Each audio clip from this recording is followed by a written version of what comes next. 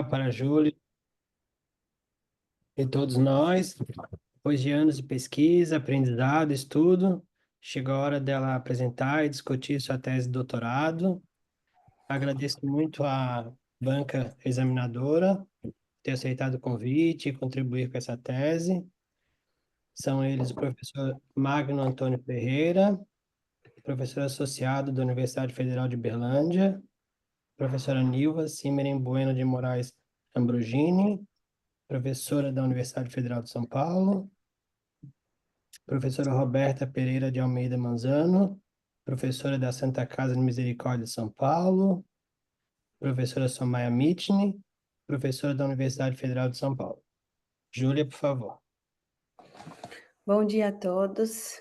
Eu sou a Júlia Farage, gostaria de agradecer a presença de todos aqui hoje, agradecer ao meu orientador, professor Eduardo Bucheli Rodrigues, por toda a dedicação, orientação, agradecer todos os membros da banca aqui hoje, agradecer a doutora Nilva, a doutora Roberta, a doutora Magna, a doutora Somaya, a doutor Ronaldo e o doutor Fernando, que dedicaram um tempo para a revisão da tese e estão aqui conosco hoje. Eu vou compartilhar a tela. Vamos ver como é que vai. Share. Aqui embaixo. Deixa eu só.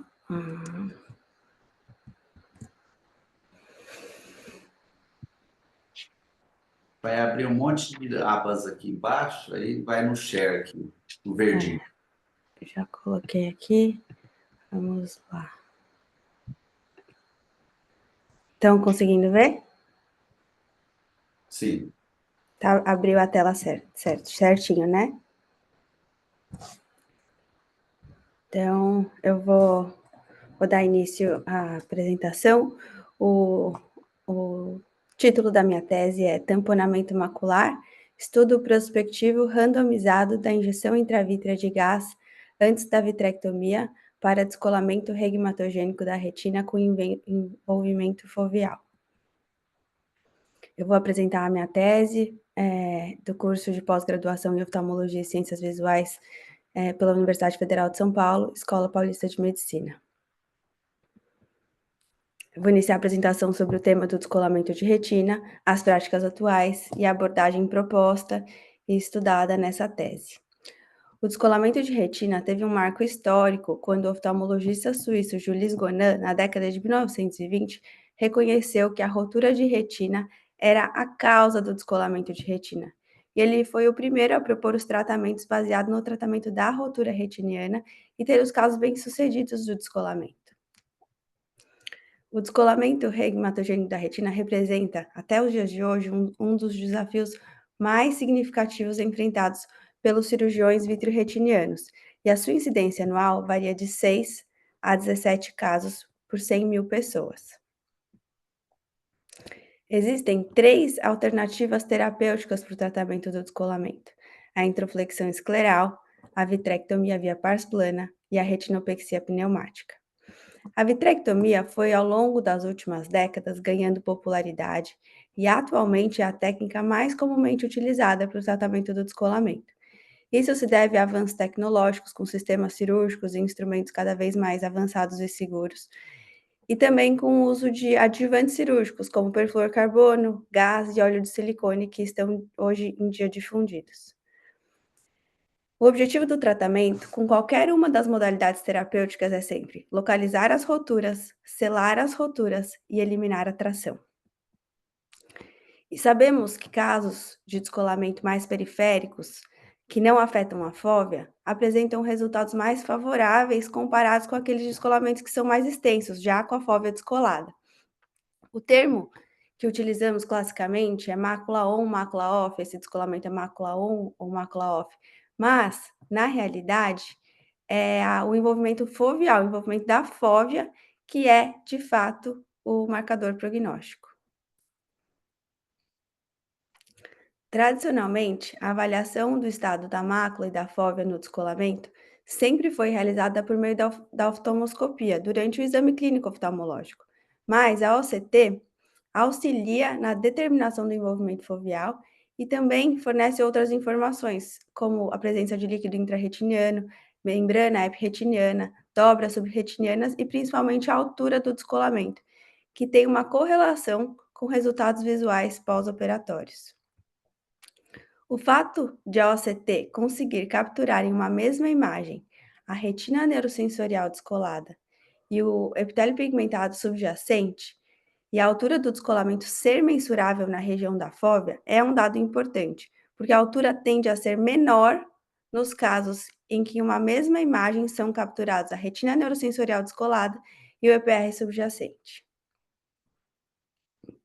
Recentemente, foi publicada uma classificação morfológica em 5 estágios de descolamento de retina, baseado na OCT SwabSource. A OCT mostra desde a separação da retina neurosensorial, o espessamento dos fotorreceptores, até a perda dos fotorreceptores, que foi considerado o estágio 5, que acontece por volta do 12º dia de descolamento. O momento do tratamento no descolamento regmatogênico da retina com envolvimento da fóvea já é objeto de estudo há décadas. Ross e Coase avaliaram prospectivamente 104 pacientes com descolamento de retina com a mácula off, que foram operados dentre os primeiros 7 dias de descolamento. E conseguimos ver nessa tabela que a acuidade visual pré-operatória era pior do que 20/100 em todos os grupos. E na avaliação pós-operatória, não importava se os pacientes tinham sido operados entre o primeiro e o segundo dia, ou entre o quinto e o sétimo dia, a acuidade visual era semelhante em todos os grupos, por volta de 20/50. E vários outros estudos apontam para esse mesmo dado, que a realização da cirurgia do descolamento de retina na primeira semana do descolamento macular é uma alternativa com resultados anatômicos e funcionais equivalentes quando comparados às cirurgias mais emergenciais. A injeção intravítrea de gás é um recurso valioso no tratamento de diversas doenças vitreoretinianas e faz parte da retinopexia pneumática, que consiste na injeção intravítrea de uma bolha de gás expansível, posicionamento adequado do paciente para tamponar as roturas retinianas e realização de retinopexia, ou criopexia, ou retinopexia a laser. A retinopexia pneumática é um procedimento não incisional, minimamente invasivo e tem o início rápido do tratamento. Além disso, Muni e colaboradores vêm sugerindo um benefício funcional da retinopexia pneumática comparado com a vitrectomia, com menos metamorfopsia. Considera-se que a taxa de sucesso anatômico da retinopexia pneumática seja por volta de 75%, que é inferior quando comparamos com vitrectomia ou introflexão escleral, que tem uma taxa de sucesso maior do que 90%. Como desvantagens, também podemos citar a presença de novas roturas retinianas, que acontecem em até 23% dos pacientes.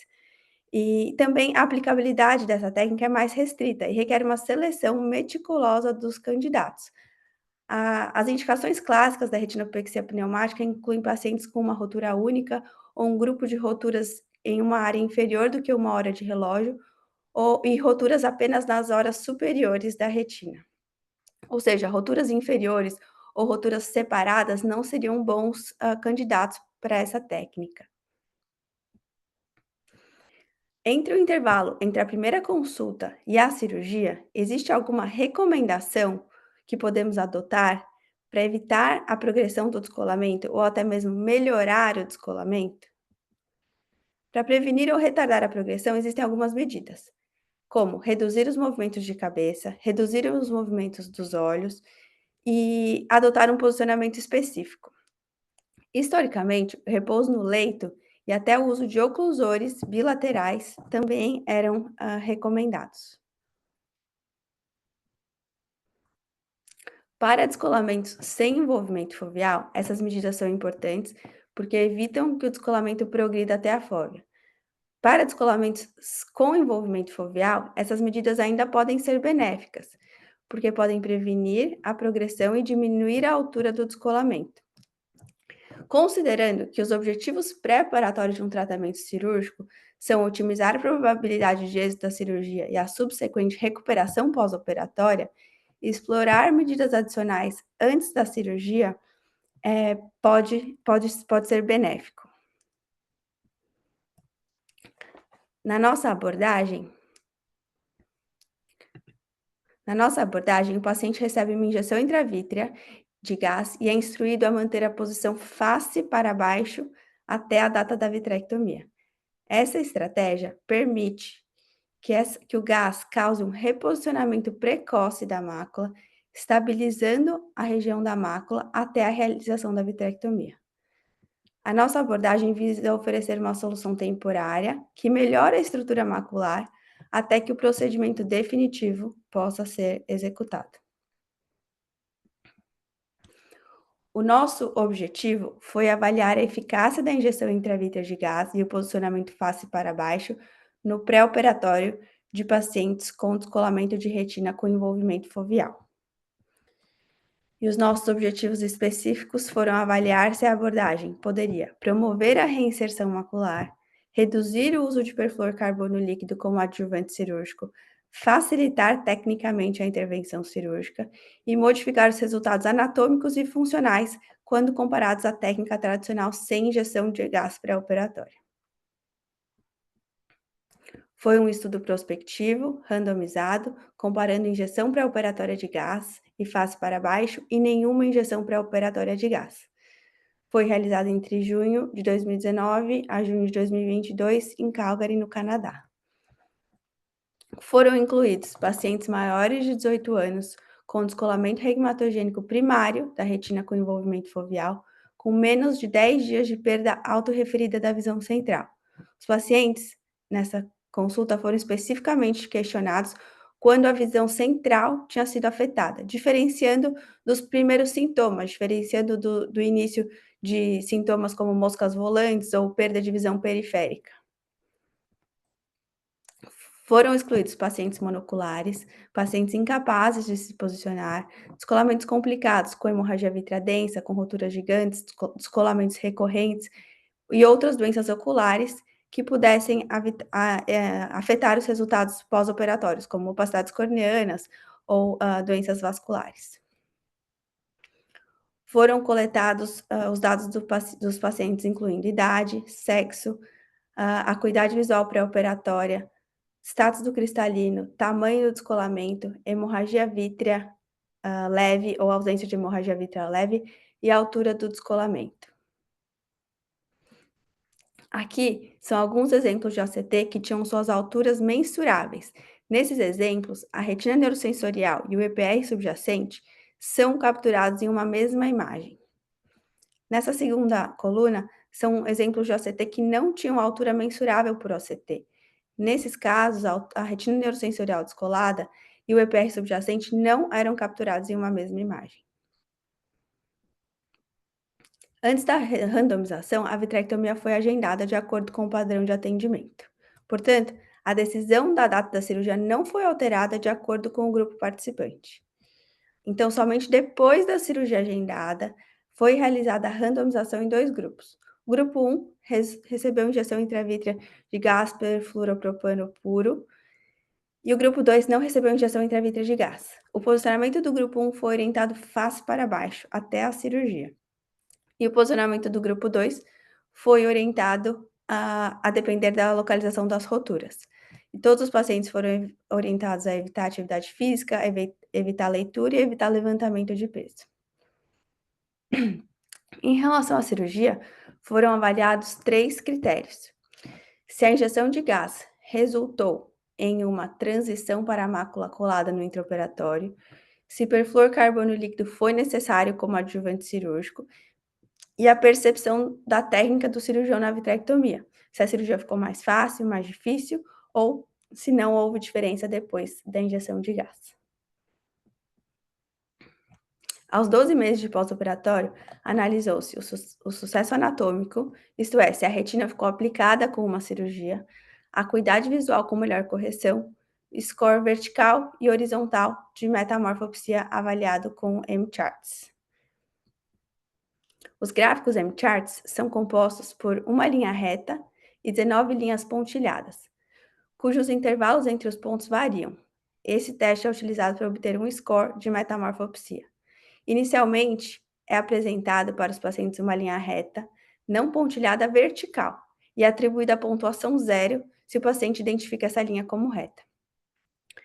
Na sequência, é apresentado para o paciente uma linha vertical pontilhada, com intervalo de 0,2 graus entre cada ponto. E as linhas são mostradas uma após a outra, até que o paciente reconheça a linha pontilhada como reta. E então, esse é o score da metamorfopsia. Na sequência, é realizada uma rotação de 90 graus do gráfico e o mesmo procedimento é repetido. Dessa forma, temos um score de metamorfopsia vertical e horizontal.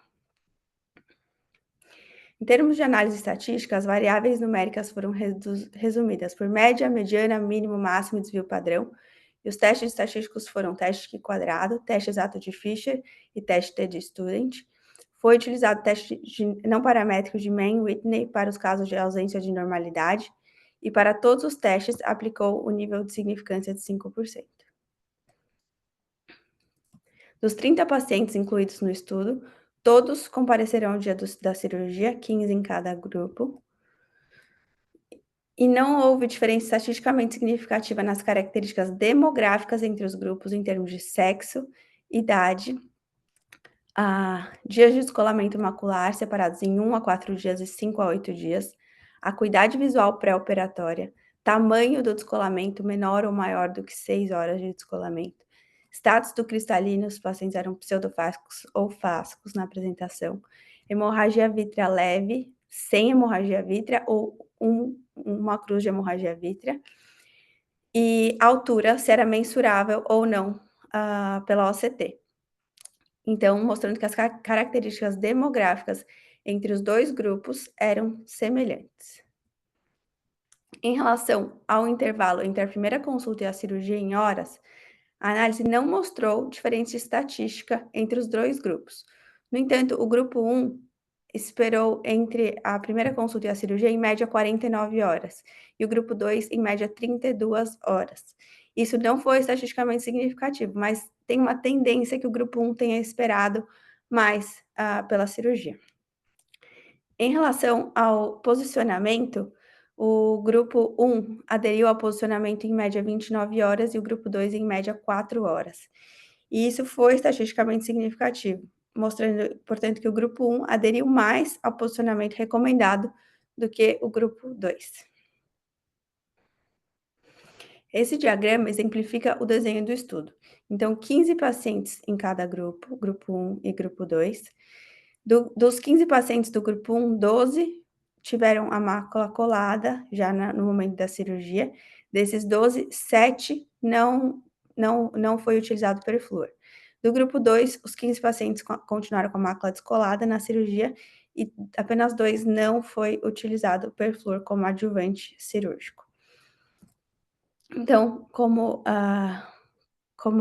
falado, no grupo 1, 80% dos pacientes, dos 15 pacientes incluídos no grupo 1, 12 já apresentavam a mácula colada no momento da cirurgia, e os cirurgiões relataram que em 73,3% dos casos a cirurgia ficou mais fácil tecnicamente depois da injeção de gás.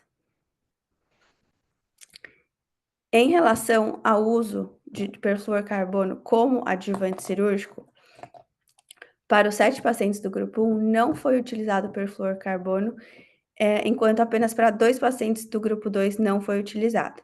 Mas isso não foi estatisticamente significante quando comparamos o grupo 1 com o grupo 2. No entanto, quando separamos os grupos entre o status da mácula na cirurgia, vimos que 58% dos pacientes que tinham a mácula colada não necessitaram de perfluorcarbono, enquanto 11% dos pacientes que tinham a mácula descolada não necessitaram de perfluorcarbono. Então, vemos que casos com a mácula colada na cirurgia tiveram menos uso de perfluorcarbono, e isso foi estatisticamente significativo. Apesar de não fazer parte do protocolo do estudo, 4 pacientes foram examinados entre a primeira consulta e a cirurgia. 3 pacientes apresentaram a fóvea colada um dia depois da injeção de gás, observado pela OCT, e o posicionamento face para baixo. Então, a gente consegue ver aqui o OCT na primeira consulta com a fóvea descolada e um dia após a injeção de gás, já com a fóvea colada nesses 3 casos.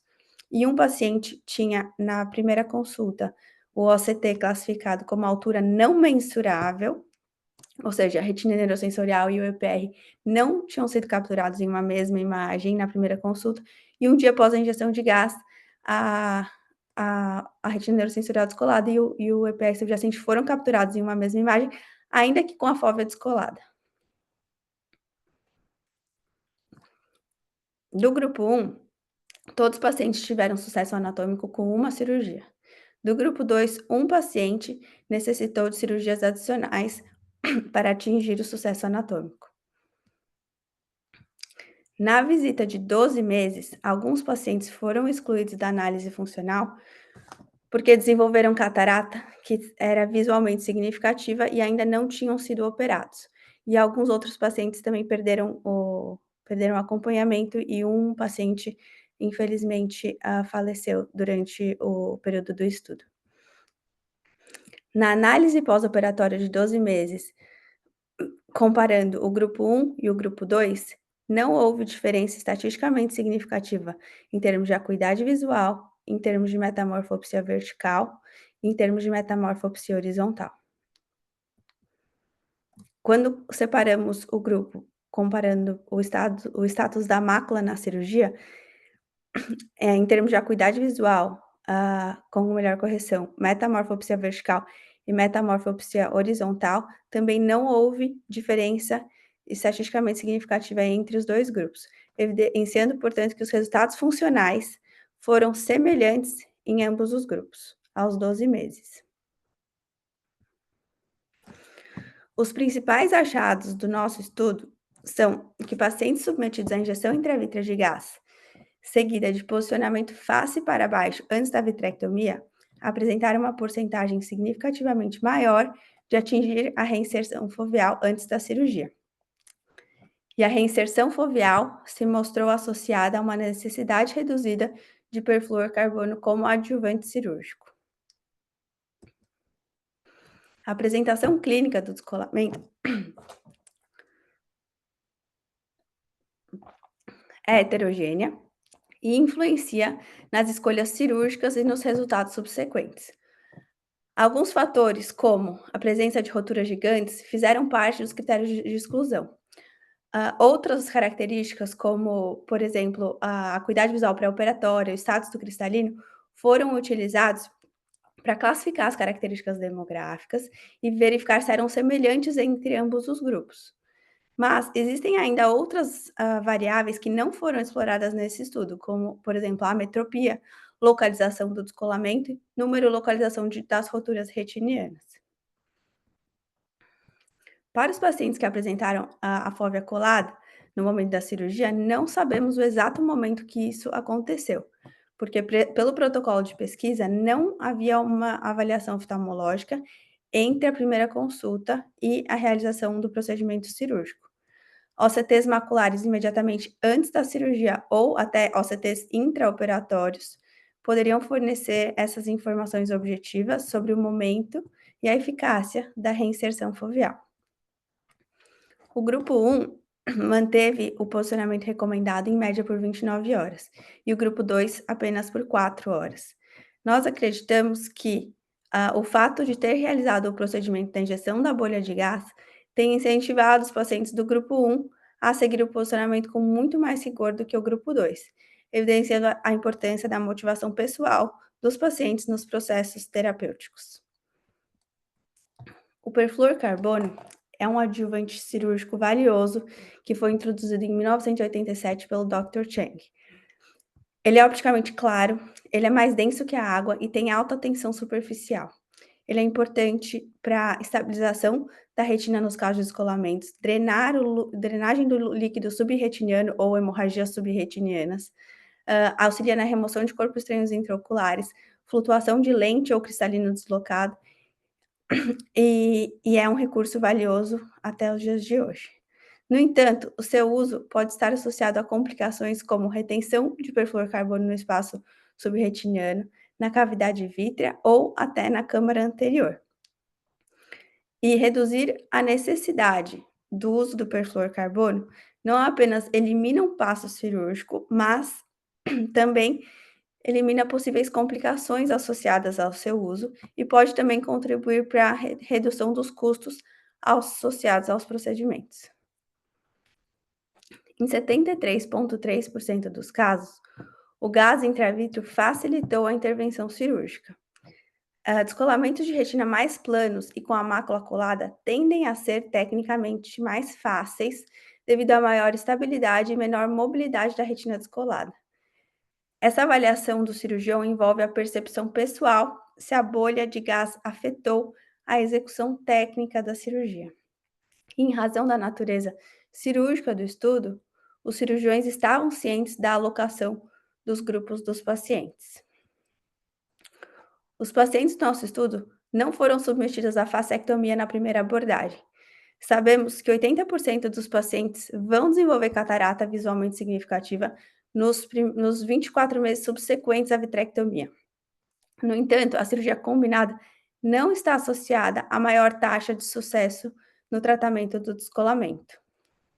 E existem algumas desvantagens associadas à cirurgia combinada, principalmente em relação à biometria e cálculo preciso do comprimento axial. Alguns recursos práticos que podem ser utilizados a fim de realizar a vitrectomia com preservação do cristalino são a utilização de endolaser curvo ou endolaser curvo iluminado, ter um auxiliar que auxilie a indentação, uso de chandelier, e para pacientes diabéticos lembrar de usar o soro glicosado para evitar a formação de catarata intraoperatória. Apesar de pacientes com indicação de introflexão escleral e descolamento também poderem se beneficiar desse procedimento de injeção pré-operatória de gás, a presença do gás intravítrea pode dificultar tecnicamente o tratamento das roturas durante a introflexão. Além disso, cirurgias que podem ser potencialmente postergadas e pacientes que antes da cirurgia precisam passar por mudanças de altitude também não são bons candidatos. O weekend effect, ou efeito final de semana, é um fenômeno observado em diversas literaturas médicas, nos quais os resultados de cirurgia realizados durante o fim de semana ou período noturno tendem a ser inferiores em comparação com cirurgias realizadas durante a semana. Essas condições podem levar a complicações aumentadas e piores resultados. A abordagem que propomos pode servir como um tratamento provisório até que as condições ideais sejam otimizadas e para a intervenção definitiva. Atualmente, injeções antifator de crescimento endotelial vascular são a intervenção mais realizada em todo o mundo. Oftalmologistas e suas práticas estão cada vez mais acostumados com esse tipo de procedimento e incluir uma injeção intravítrea de gás numa prática clínica é uma extensão alcançável e contínua dos procedimentos padrões. Pacientes com descolamento com a fóvea descolada comumente apresentam metamorfopsia, que afeta até 2/3 dos indivíduos com essa condição. O M-Charts é um método prático para avaliar a metamorfopsia. Os resultados funcionais, como vimos, foram comparáveis entre ambos os grupos, reforçando que a abordagem não impactou negativamente os resultados de acuidade visual ou metamorfopsia. Mais estudos com um maior número de pacientes têm o potencial de fornecer informações adicionais sobre esses aspectos e também mais esclarecimentos. A injeção intravítrea de gás deve ser realizada com todos os cuidados de asepsia e antisepsia para evitar complicações. A utilização correta do filtro de gás também requer uma atenção. Nesse estudo, apenas um paciente apresentou uma ocorrência relacionada à injeção intravítrea de gás, que foi uma migração de uma pequena bolha subretiniana na região anterior à rotura. E durante a cirurgia foi necessária uma retinotomia anterior para a retirada do gás subretiniano e sem outras complicações subsequentes. Todos os riscos devem ser amplamente discutidos com os pacientes e termos de consentimento também utilizados na prática. Nosso estudo é um estudo piloto, por isso o tamanho da amostra é relativamente pequeno. Outras avaliações pós-operatórias com estudos multimodais também seriam interessantes. Incluir a autofluorescência de fundo, que pode estar correlacionada à avaliação de metamorfopsia no quesito do deslocamento retiniano, seria um dado interessante, em que é possível ver a marca do antigo vaso da retina e comparar com o novo local após o descolamento. Essas avaliações vão enriquecer ainda mais o estudo e a compreensão dessa abordagem como uma técnica cirúrgica. Como conclusão do estudo, mostramos que a injeção intravítrea pré-operatória de gás e o posicionamento face para baixo para descolamento de retina com envolvimento foveal é uma medida pré-operatória eficaz. Respondendo cada um dos objetivos específicos, nós concluímos que a injeção pré-operatória de gás em descolamento de retina com envolvimento foveal, associada ao posicionamento face para baixo, pode promover o reposicionamento macular. E a mácula colada, no momento da vitrectomia, diminui a necessidade de perfluorocarbono como adjuvante cirúrgico. A abordagem desse estudo pode facilitar a técnica cirúrgica e a abordagem desse estudo não interfere nos resultados anatômicos e funcionais pós-operatórios. A combinação estratégica da injeção intravítrea de gás pré-operatória, juntamente com o procedimento definitivo como a vitrectomia, encontra um equilíbrio entre a rápida reinserção foveal e a obtenção de uma alta taxa de sucesso em uma única operação. Obrigada. Muito obrigado, Júlia. A gente agora chega na fase de arguição. Vamos começar pelos dois professores externos. Primeiro o professor Magno, depois a professora Roberta, depois a professora Somar e a professora Nilva. Eu agradeço os dois suplentes, também o professor Fernando Marcondes Penha e o professor Ronaldo Yuti Sano. No final, eles poderão fazer algumas considerações, se desejado. Cada membro da banca tem 30 minutos junto com a Júlia para discutir a tese, tá? Primeiro o professor Dr. Magno Antônio Ferreira, da Universidade Federal de Berlândia, por favor. Bom dia, Júlia. Bom dia a todos. Primeiramente, eu gostaria de parabenizar você e te agradecer pelo convite. É uma honra estar participando desse evento, né? Eu acho que há muitos anos atrás eu tive essa relação com seu pai e, assim, te vi pequena, né? Você e sua irmã. Então, assim, é muito legal ver esse crescimento, aonde você está chegando. Então, assim, é muito, muito bacana isso, viu? Parabéns, sua tese é uma tese muito bacana, é uma tese que tem uma aplicação prática interessante. Então, eu acho que, assim, tive, pude participar da fase de qualificação, então a gente já conhece a tese e sabe. Então, ficou bem bacana, ficou muito bem feito. Parabéns, viu? Então, a função aqui nossa é basicamente tentar ajudar o que já está bom a talvez dar pequenos detalhes, né? Como eu disse na qualificação, quer dizer, eu vou falar coisas que eu percebi durante a tese que precisam, acredito, precisam ser mudadas. Basicamente, é um ou outro concordância, às vezes falta de uma preposição ali, alguma coisinha, mas coisa muito que na essência do trabalho não muda nada, sabe, Júlio? Então, assim, basicamente eu vou tentar falar o que eu percebi que deve ser mudado, na minha opinião. Poucas coisas. Primeira coisa aí, na página 1, para São Paulo 2024, né? Eu não sei se seria correto manter esse 2024, como é 2025, né? Eu acho que poderia ser mudado, deveria ser mudado, né? Como eu acabei enviando no ano passado, ficou 2024, mas com certeza. Eu acho que para o final, como ela foi defendida em 2025, né? Para a qualificação estava tudo certo. Mas para hoje eu Uhum, acho que eu mudaria isso aí, né? sim. Bom, na página 10, Júlia, no terceiro parágrafo, que começa com estudos indicam que a retinopexia pneumática, tá vendo aí? Página 10 da tese, né? Não do É, PDF. página 10 da tese PDF. Tá. Uhum. Sim, estudos É, indicam. aí na primeira, segunda, terceira, quarta linha, está escrito ali 77 olhos versus vitrectomia via pars plana, VVPP. Eu Uhum. acho que seria correto você colocar primária. Em Ah, 73 olhos com descolamento de retina reumatogênio primário.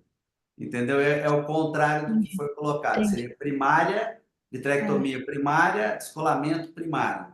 Uhum. Tá? Eu trocaria essas duas palavras. Depois, na página 34,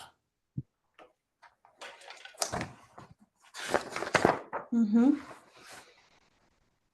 da parte desenho do estudo, né? Na primeira, na última frase lá, todos os pacientes forneceram consentimento informado. 34. 34, desenho de métodos, no métodos. Aí como é 3.1, desenho do estudo, critérios de inclusão e exclusão. 3 pontos. 3.11, desenho do estudo. Ah, sim. Uhum. Na última frase ali do desenho do estudo, tá escrito assim, ó, e todos os pacientes forneceram consentimento informado e por escrito, não, informado por escrito, né? Tira esse E aqui. Uhum. Aí eu acho que caberia uma vírgula aqui, antes de serem incluídos no estudo, Aham. tá? Eu Tá. faria essa, tiraria, porque esse informado e por escrito, essa não caberia aqui, eu acho, Certo. tá? Como eu te disse, são coisas pontuais e coisas assim que não têm importância nenhuma dentro da tese, né? Na página 38, 38 ainda no métodos, 22 na sua, Tá. aqui, tá? Uhum. No segundo parágrafo, aí primeira, segunda, terceira, quarta, quinta, sexta, sétima, oitava, nona linha, Tá faltando um do, né? indicativos deixa eu ver se eu tá faltando a preposiçãozinha aqui. É, De, né? Ah, de. para a centese da Câmara anterior, é observado sinais indicativos de restabelecimento, do restabelecimento, na verdade, do fluxo e Uhum. perfusão da artéria central da retina. Coisas bem pontuais, viu, Júlia? Assim, não tem importância nenhuma dentro da sua tese. No Métodos, página 26 da sua, mas a página aqui no PDF é 42. Ainda no Métodos, lá na página 26 da tese, né? Segundo parágrafo, Uhum.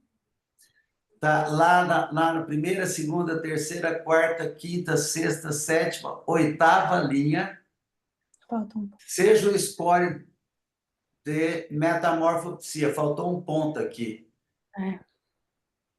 Aí você começa após uma rotação de 90 graus Certo, do Charts. Faltou um certo. pontinho ali. Uhum. Bom, aqui nos resultados, página 34 da sua tese e página 50 do PDF aqui. Uhum. As tabelas, Júlia, aqui, ó, aqui tem a 4.3, tem a tabela dos pacientes do grupo 1 que receberam, que passaram ali na primeira, segunda, terceira, quarta linha, conforme tabela 1. Essa tabela é a 2, tá vendo? Tá certo. Uhum. Então, aí depois, logo abaixo, dos pacientes do grupo 1, 80% e tal, para apresentar a FOV colada no momento da cirurgia, tabela 2. Essa tabela é a tabela 3. Certo. Entendeu? Uhum.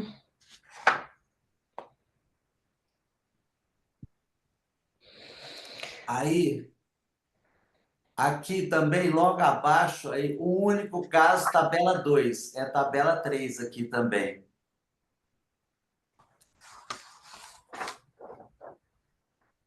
Ainda no Na... mesmo dos parágrafos. Tem dos pacientes do grupo 1, aí tabela 2, é a tabela 3. Aqui o Certo. único caso, tabela 2, é a tabela 3 também. Ah, certo. Uhum. Entendeu? Entendi. De perfluorcarbono. O uso de perfluorcarbono é tabela. Esse aqui seria tabela 4. Tá certo. Uhum. Entendeu? Tabela Uhum. 4, aí deixa, eu acho que tem mais a última lá, depois Tabela 5. na página, na tabela 5 é a tabela 6. Uhum. Entendeu? É.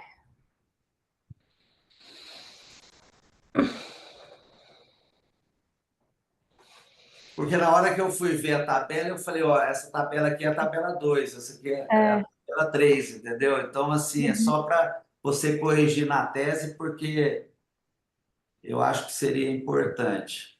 Sim.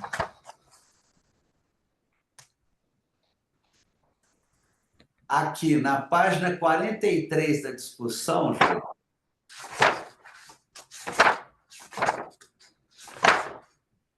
Uhum. página 43 da discussão da sua tese, né? Da página 59 no PDF. Uhum. Historicamente, aqui no segundo parágrafo aqui, que começa com historicamente, avaliação do estado da mácula em caso de descolamento na discussão. Uhum. Tô aqui. Show? Então, nesse livro, no segundo parágrafo, 1, 2, 3, 4, 5, 6, na sexta linha, Uhum. embora a inclusão de um OCT, não, de uma OCT, uma tomografia de coerência óptica, tá? Certo. Uhum. Pré-operatória, e não pré-operatória aqui, Certo. tá? Uhum. E logo embaixo, não foi possível incluir OCT pré-operatória também, tá Certo. lá embaixo, tá? Uhum.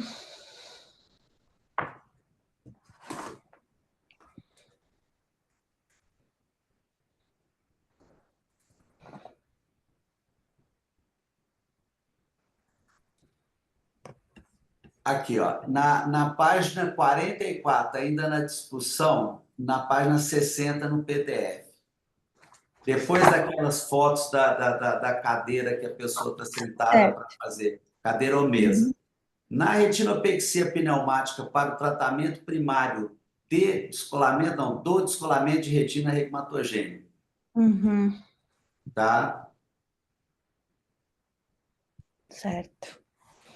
Bom, Júlia, em relação assim, depois disso aqui eu não vi nenhuma coisa que eu achava que precisa fazer nenhuma correção, não.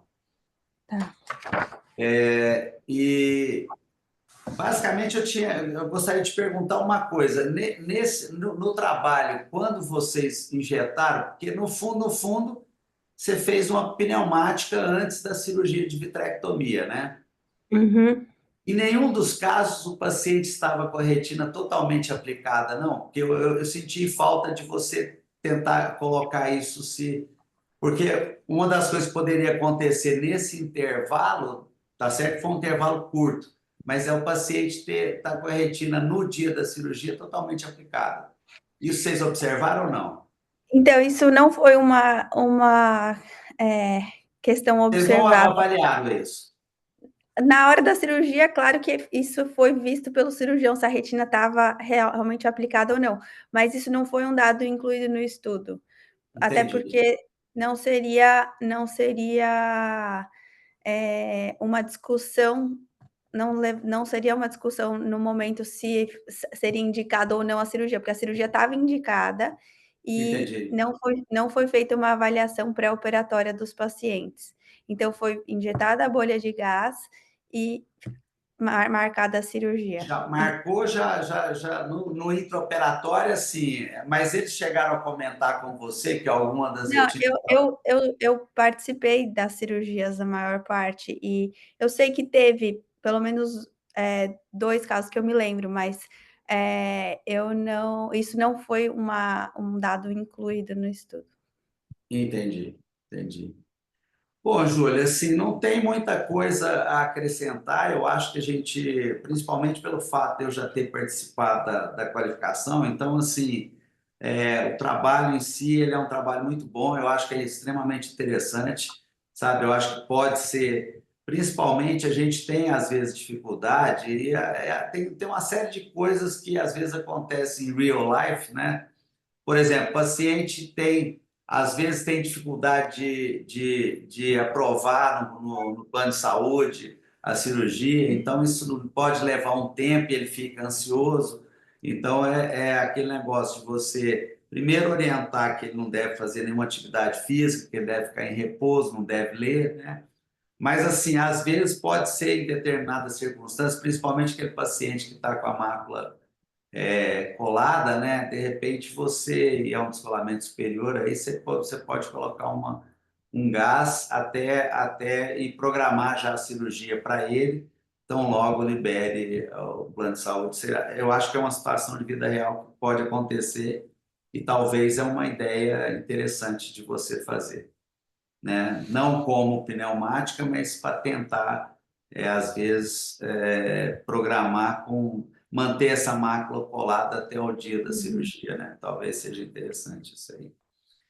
Mas é isso, viu, Júlia? Eu não teria muita coisa a acrescentar, não, tá? Acho que queria só te dar os parabéns. Eu acho que isso aí vai ser é um momento importante da sua vida e vários outros momentos aí dessa carreira brilhante que eu tenho certeza que você vai ter, tá? Parabéns, viu? Muito E obrigada, Dr. Deus, e Magno. que Deus te acompanhe e te proteja sempre. Obrigada. Eu anotei aqui todos os ajustes da tese.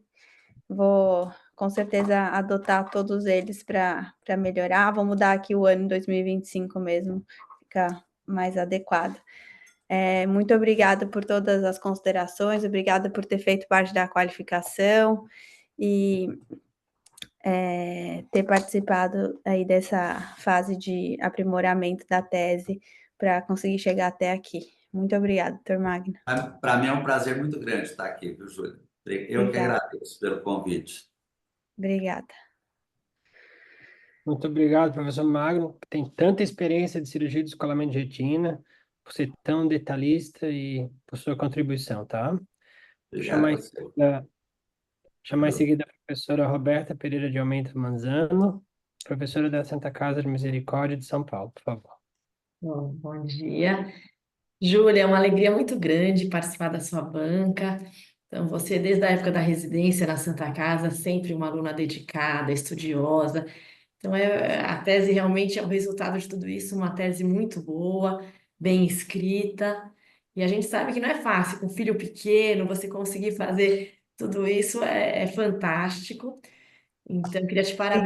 parabenizar e vou fazer algumas considerações, mas realmente é uma tese do ponto de vista prático muito, muito boa, né?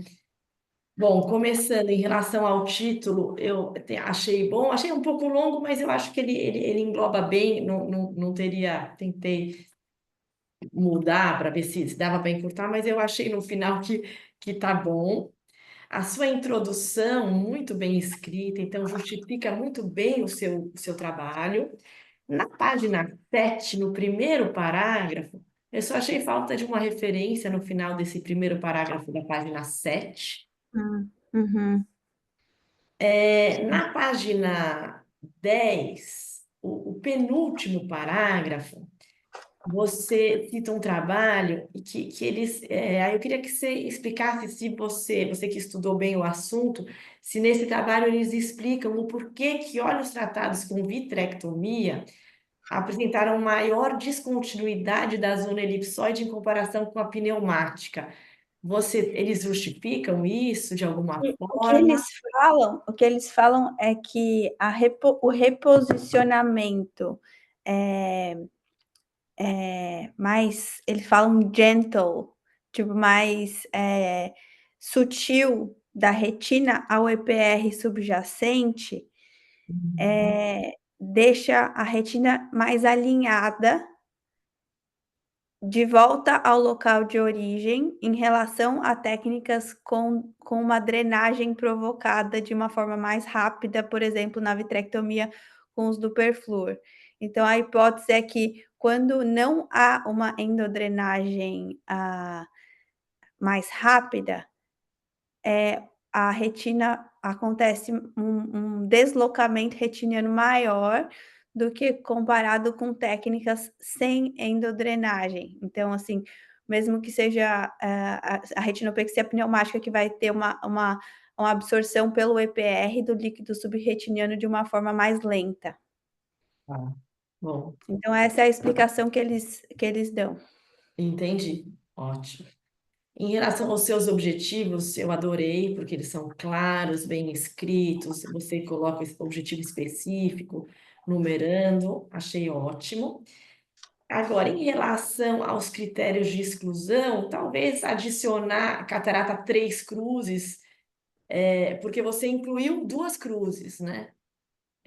Porque você não fez combinada em nenhuma, mas então eu falei, bom, se tivesse muita catarata, então talvez teria excluído, não sei, fiquei nessa dúvida. Acho que o que teria acontecido teria sido feita a cirurgia de catarata ao mesmo tempo.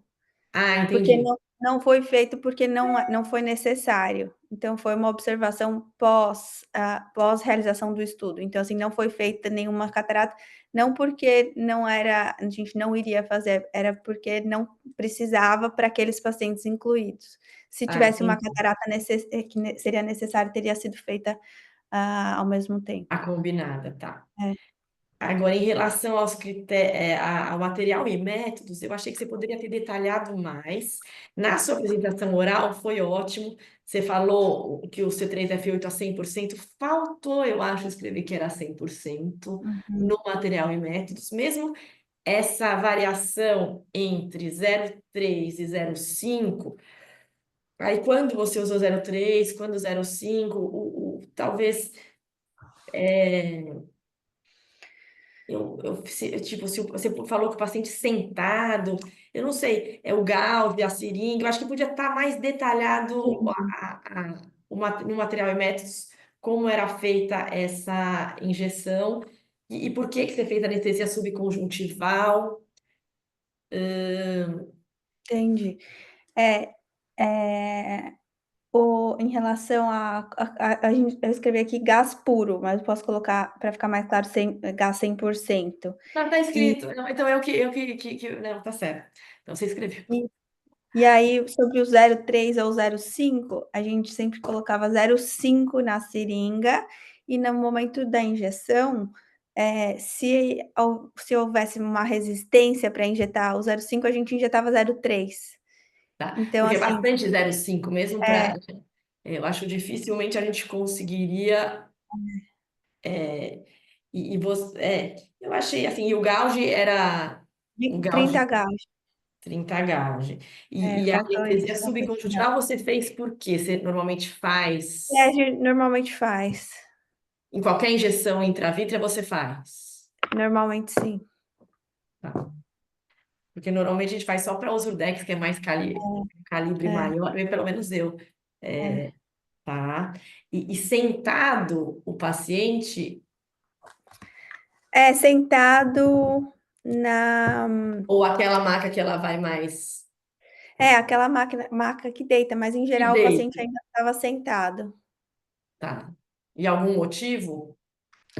O motivo era porque era a prática mesmo de fazer com o paciente sentado, que é normalmente feito no consultório Tá, e então na cadeira mesmo do consultório. tá joia. Bom, em relação aos resultados, o Magno já falou das tabelas, tabela 1, tabela 2, isso aí não vou repetir, mas também. E eu achei sensacional o seu resultado, né? 80% de fóbia colada. É, É, é um negócio que anima a gente, né? A gente fala, nossa, e vários, 4 pacientes, você viu no dia seguinte já estava. é. 3 com a fóvea colada e E um um já tinha diminuído bastante, então você teve um resultado, a gente fala, apesar da amostra pequena, mas estudo piloto, sensacional. O 80% que você observou, eu achei muito bom. E em relação à discussão, muitas coisas que a gente vai lendo a tese e pensa, poxa, mas será que o OCT, aí você conseguiu falar todas as limitações na sua discussão, então, o fato de não ter feito o OCT, aí num próximo estudo seria interessante ter a avaliação do OCT e talvez até é, seriada para ver o momento mesmo, quantos olhos colaram no dia seguinte, quantos isso é bacana. E também no intraoperatório, porque às vezes a gente acha que está colada no intra e pode ter um pouquinho de líquido. Se nos estudos futuros pudesse avaliar com o OCT, eu acho bem interessante. Agora, uma coisa que quando a gente opera vitré em fásico, a gente detesta que entre ar. Aí eu fico pensando, fásico com o gás, porque o medo de você porque vai atrapalhar a visão, aí você vai ter que aspirar, só que sem tocar o cristalino. E eles não acharam que mesmo nos fásicos o gás não. o posicionamento face para baixo ajuda, né. Não, mas eu digo na hora da cirurgia. Na hora da cirurgia, o paciente está lá, a bolha sobe e fica ali atrás do cristalino. Isso, Não os- atrapalhou. eles falaram que mesmo em fásico não teve, não atrapalhou nada. Hum. É, Que aí começaria a vitrectomia com a remoção da bolha, né, e é. aí depois faria a vitrectomia, normalmente. Então, É assim, que fásico, não você quita qualquer bolinha de ar, a gente, ai, não, entra o ar, fásico. Tipo, sei lá, pra gente é uma coisa aí, eu falo, bom, já vai começar com o gás ali, talvez dificulte, mas não, então ele já aspirou e, e, e realmente não houve nenhum relato de dificuldade em relação ao gás do paciente o sendo paciente fácil. fásico, pá. Não houve, não. E você já falou, né, que a combinada não fez porque não era necessário, e aí, num estudo talvez num próximo estudo, porque o fato, a catarata só atrapalhou para ver visão em alguns pacientes que depois evoluiu a catarata, e aí você acabou tendo que tirar, né, excluir do estudo, mas isso talvez, então, num próximo estudo, fazer a combinada ou operar essa catarata antes para não perder É, visão depois. já planejar, assim, de repente, depois de 6 meses, já fazer a catarata para pelo menos conseguir incluir, os resultados, né. E você acha, porque assim, na nossa realidade, você conseguiu fazer a vitré rápido, né? O que demorou mais foram 143 horas. 143 horas, ou seja, o que demorou mais. Então, você acha que isso impactou no resultado seu de acuidade visual, de prognóstico? Se fosse uma realidade Brasil, operar depois de 3 semanas ou até um mês, você acha que É, mudaria? o que os estudos mostram é que realmente operar dentro dos primeiros 7 dias do descolamento macular, a gente incluiu pacientes, o critério de inclusão era 10 dias, mas em todos a gente separou os pacientes em 1 a 4 dias e 5 a 8 dias de descolamento macular.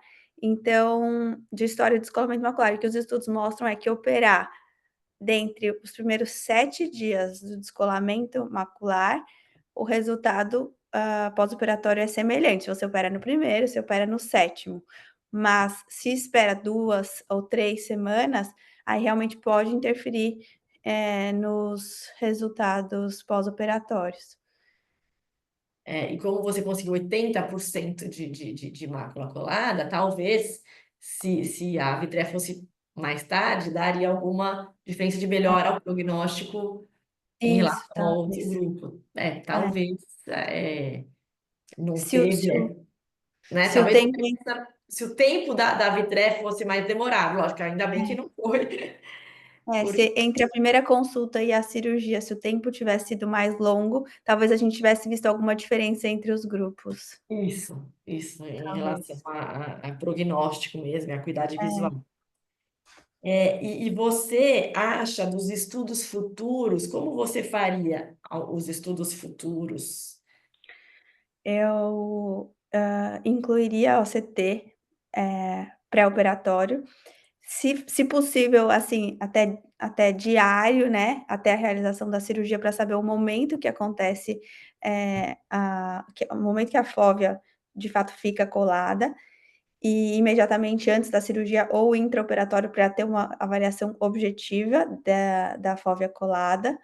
Em relação às análises pós-operatórias, o que a gente comentou sobre ter os pacientes que não foram operados a catarata no primeiro momento, ter até os 12 meses a catarata operada para não ter que excluir esses pacientes. E também eu faria uma análise multimodal com autofluorescência, acredito que por volta de 3 meses, para ver o deslocamento retiniano, ver onde que os vasos estavam antes do descolamento, que é possível ver a marca do vaso, né, na autofluorescência. E aí, no momento, depois com a retina já colada, faz uma autofluorescência, a gente vê a marca do vaso anterior, com a marca do vaso atual. E aí tentar correlacionar isso com o score de metamorfopsia. Ver se o deslocamento retiniano é correlacionado com a metamorfopsia. Acho que seria interessante. Essa análise da autofluorescência não seria feita provavelmente aos 12 meses, porque ao longo do tempo depois da retina colada, essa marca some. Então teria que ser feita nos primeiros, assim, se for com gás, depois que o gás é absorvido, 2 ou 3 meses de pós-operatório, começaria a fazer essa autofluorescência para ver essa questão do deslocamento. Acho que isso seria um dado interessante. E, claro, aumentar a amostra, porque aí acho que talvez a gente conseguisse mais informações. Show. Microperimetria, você acha que... Acho que seria interessante também, incluir até correlacionar com a acuidade visual, né? Não, sensacional, Ju. Eu acho que você está de parabéns. A tese é muito boa, prática, tem um lado prático muito bom e muito bem escrita. Realmente só tenho elogios para te fazer, viu? Obrigada, doutora Roberta. E uma alegria participar da sua banca. Obrigada pelo convite. Obrigada, doutora Roberta. A senhora sempre foi também uma inspiração desde a residência, que a gente pôde aprender bastante com a senhora e foi sempre muito bom e ver e poder aprender retina e depois pude me especializar nisso. Muito obrigada, doutora Roberta. Muito obrigado, doutora Roberta, pelas excelentes sugestões no método, tá? Muito boas ideias. Para chamar a professora Somaya Mitton, professora da Universidade Federal de São Paulo, por favor. Bom dia a todos, bom dia, Júlia, bom dia aos colegas da banca e às pessoas que nos assistem. Júlia, parabéns, né? Eu participei da sua qualificação também e pude observar que você modificou várias coisas na sua aula excelente, com ótima didática, clara, e respondeu a vários questionamentos que nós fizemos na qualificação. Então, achei que melhorou demais, parabéns. Eu vou falar o que eu te falei da outra vez, porque eu achei tão bonito que você começa a sua tese dedicando a Jesus Cristo. Achei lindo, expressivo. Gostei bastante. E não esqueceu de agradecer a Joelma, que está com a gente há tantos anos, né? A Joelma participou do meu doutorado há 15 anos atrás, sempre com boa disposição para nos auxiliar, e sempre igual, né? Porque a Joelma não envelhece, é impressionante. Tá aí. Bom, os comentários sobre erros gramaticais, ortográficos, correção de legendas, tudo que a gente apontou na qualificação, você modificou, foram acatados e foram poucos. A tese está super bem escrita, está clara, objetiva, de fácil e agradável leitura. Assim, a gente vai lendo, é gostoso ler a sua tese, né? É uma leitura realmente fluida. E tem uma relevância muito grande o seu estudo, né? Tem aplicação prática para o nosso dia a dia, uma ideia boa, original. Sim, todos nós queremos proteger a mácula dos nossos pacientes em situações em que a vitrectomia não pode ser realizada imediatamente. Então, a gente se depara com situações de ah, serviço, cidade que não dispõe de vitreófago. No nosso dia a dia tem atraso para a liberação do APA, atraso por conta de falta de kit, né, inerentes ao SUS, às vezes olhos únicos. Então, o que a gente quer é ajudar o nosso paciente e esse seu sucesso anatômico de colar a mácula, na grande maioria dos casos, apesar de não ter revertido um sucesso funcional, isso para a gente é muito inspirador. E por que não houve uma resposta funcional? A gente vai conversar, mas certamente a gente vai chegar lá, né? Também um estudo prospectivo, randomizado, acompanhamento de um ano. Eu sei o quanto isso é difícil. A minha tese também foi assim, um ano de acompanhamento, e a gente tem o estudo fica mais robusto, né? Dessa forma. Achei muito bom também a maneira como você colocou o objetivo numerado, e as conclusões. Cada conclusão responde especificamente àquele objetivo. Fica claro, eu achei isso muito bom. Então, agora a gente vai conversar um pouquinho sobre o que você encontrou, né? A primeira, você conseguiu aplicar a mácula. Então, isso sensacional. E também você coloca na sua aula aquilo que a gente conversou na qualificação, a importância de falar sobre a fóvea, a região parafoveal, perifoveal. Então, isso, no pré-operatório, pode ficar mais claro quando você faz a tomografia. No intraoperatório, como você não teve em todos os casos uma OCT posterior, eventualmente fica difícil de avaliar o que estava colado, o que estava descolado. Então, você já coloca, isso eu estou chovendo no molhado, mas seria interessante mesmo que tivéssemos uma avaliação tomográfica seriada ou até uma tomografia no intraoperatório, que poderia nos trazer dados relevantes, né? Até porque o veredito da mácula colada foi dado pelo cirurgião na avaliação clínica intraoperatória, e nem sempre ela é tão precisa, né? Então, isso é uma consideração. Outra coisa que você colocou na sua aula, eu acho sensacional aquele estudo da Isabela Mello e colaboradores, que foi publicado no Ophthalmology Retina em julho do ano passado, que ela coloca os diferentes estágios, as diferentes morfologias do descolamento de retina. Isso é muito interessante. Então, começa desde a separação da retina neurosensorial do EPR, que seria o estágio 1, até as alterações progressivas da retina externa. Então, o espessamento, aquela corrugação, até o apagamento da retina externa. Então, isso, se a gente pudesse avaliar no seu trabalho, ou no seu não dá mais, mas nos próximos trabalhos, seria sensacional. Porque assim, você coloca, olha, a gente conversou com o paciente e a gente considera o tempo do descolamento quando ele perde a visão central. Mas isso não é uma coisa tão objetiva. Eles podem confundir o início dos floaters, o início da sintomatologia com o início do processo. Então, quando você quantifica o tempo de descolamento, se a gente tivesse eventualmente dados objetivos da tomografia, olha, tem essa alteração, então provavelmente já tem determinado tempo de descolamento. A gente vai conseguir, depois do gás e da mácula, da fóvea colada, uma correlação estrutural e funcional mais precisa. Então, eu acho que Uhum. isso seria interessante. Que mais? Agora, os próximos objetivos. Os próximos, a gente conversou isso na qualificação, a questão do perfluor. Perfluor, você mostrou que, apesar de não haver diferença estatística entre os grupos, quando a mácula estava colada, o cirurgião usou menos. Isso é interessante, mas a gente tem o viés do cirurgião não ser mascarado, de serem dois cirurgiões que muitas vezes podem utilizar mais ou menos perfluor. A gente sabe que o perfluor depende muito do gosto do cirurgião, o uso do perfluor. Tem centros que usam, lá na França, eles usam pouquíssimos perfluor, pouquíssimo perfluor no intraoperatório. E também depende da localização da rotura, tem variáveis distintas que a gente leva em consideração no uso do perfluor. Da mesma forma, a abordagem do seu estudo facilitou a técnica cirúrgica.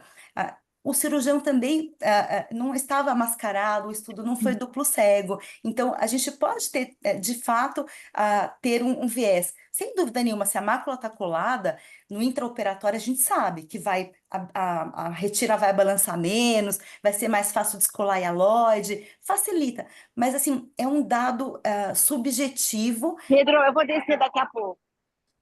é um dado 10 horas eu vou estar lá embaixo. Certo. Ixi. É um dado subjetivo que, claro, pode ser considerado, mas a gente tem que levar em consideração esses aspectos que eu comentei.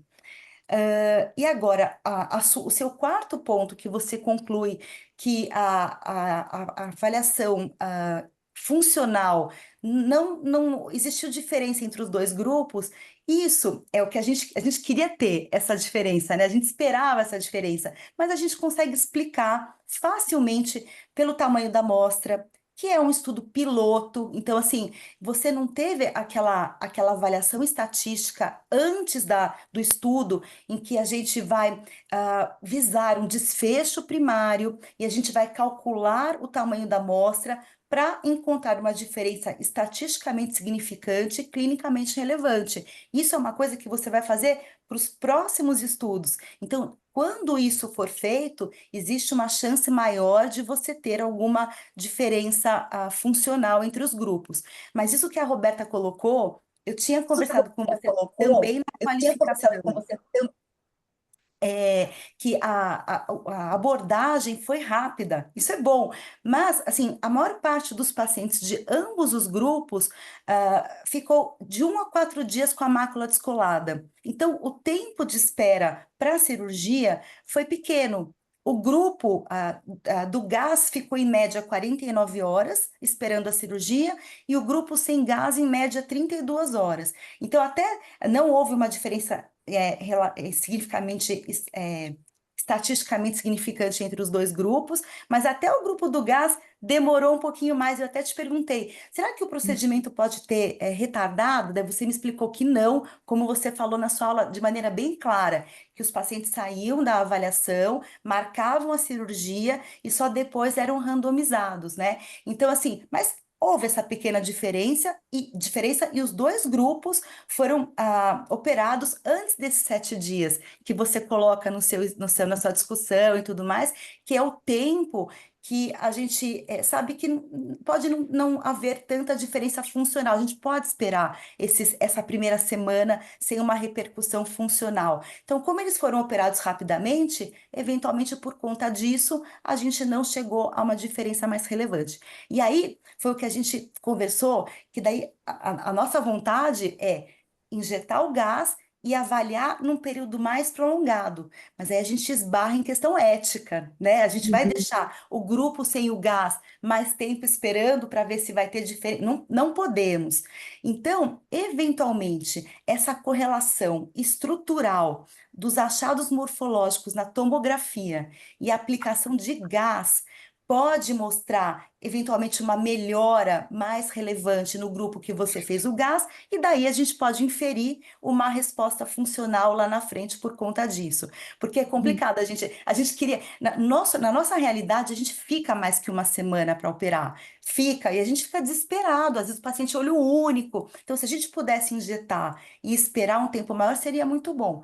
Por outro lado, a gente sabe que a gente pode ter complicações. Então, se o vítreo estiver aderido, a gente pode provocar múltiplas roturas, como você coloca na discussão, que 23% dos casos de retinopexia pneumática tiveram formação de roturas, outras, né? Então, isso pode ser complicado se a gente não tem depois acesso a uma cirurgia por N motivos, porque não teve o APA, porque não tem o kit, e aí o paciente piora o prognóstico porque a gente fez o procedimento.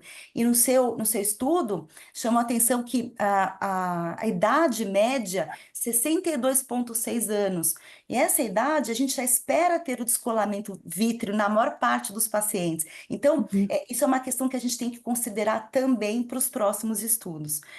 Assim, eu estou falando, depois você responde tudo como você quiser, mas são coisas que a gente tem que pensar para os próximos, porque assim, o seu problema, Júlia, é que você lançou uma sementinha que vai ter que ser plantada, vai ter que florescer e frutificar. Ela vai dar margem para muitos estudos, muita conversa. E assim, sem dúvida nenhuma, a gente tem que usar os seus dados como esse estudo piloto para novos estudos e para beneficiar muito mais os pacientes que a gente acaba atendendo no nosso ambiente de SUS com muitas dificuldades operacionais. Então, assim, eu te parabenizo pela ideia, pelo estudo, pela tese clara, fluida, gostosa de ler, pela sua aula que foi brilhante, por tudo. E assim, eu gostaria muito de ver uma continuação aí do seu estudo com tudo isso que a gente conversou, tá bom? Meus parabéns para você, ao Eduardo, a todos os envolvidos. Doutora Samar, muito obrigada por ter feito parte da qualificação, também ter contribuído com várias mudanças que a gente fez desde a qualificação até chegar aqui na tese, na aula. Eu vou responder as questões. Então, em relação à classificação, a correlação estrutural do OCT, daquele estudo que eles classificaram entre cinco estágios do OCT, Swab Source, e correlacionaram com os dias de descolamento, isso também seria um dado muito interessante para um próximo estudo, para a gente conseguir determinar de uma forma mais objetiva a duração do descolamento macular. Porque os pacientes às vezes falam, tem 3 dias, mas às vezes não é exatamente isso. Eles não se lembram, não perceberam, às vezes não, o outro olho enxerga bem, às vezes não, só se deu conta que um olho estava sem enxergar alguns dias depois. Então, assim, levar em conta o número de dias que os pacientes relatam, mas também levar em consideração os critérios objetivos do OCT para tentar avaliar isso como uma das características demográficas até dos grupos, né? Ver se os dois grupos eram semelhantes, as características do OCT pré-operatório eram semelhantes entre os dois grupos, ou se um grupo tinha muito mais perda de fotorreceptor, outro grupo tinha só o espessamento, e assim classificar os dois grupos para ver se as características demográficas eram semelhantes.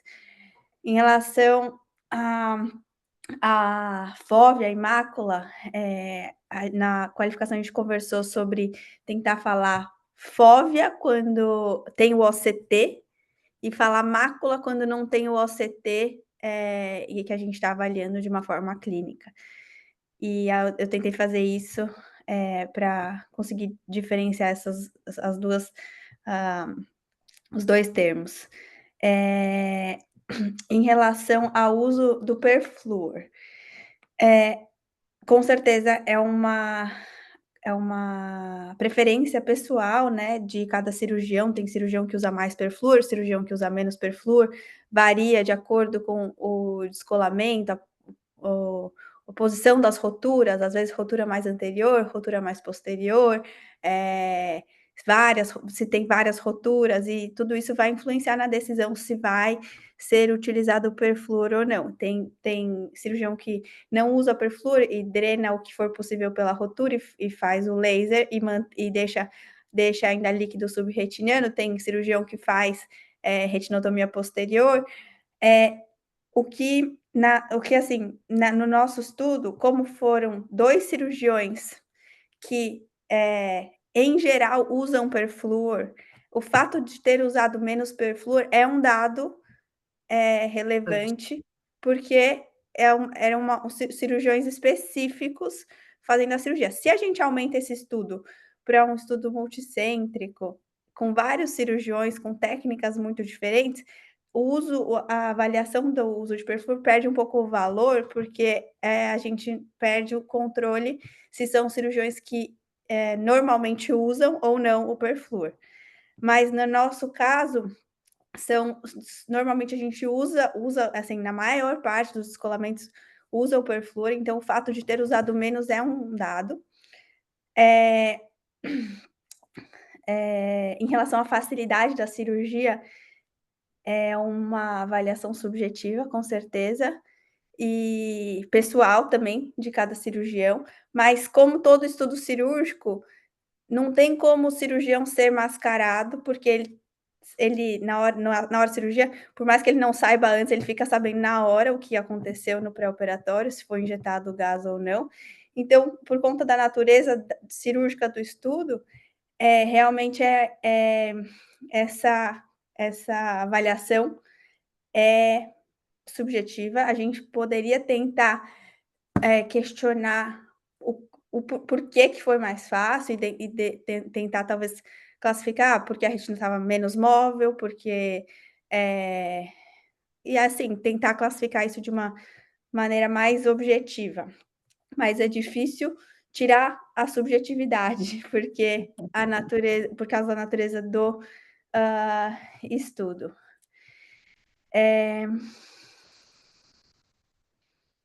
Acho que era isso que eu anotei. Tem mais alguma questão? Tá ótima.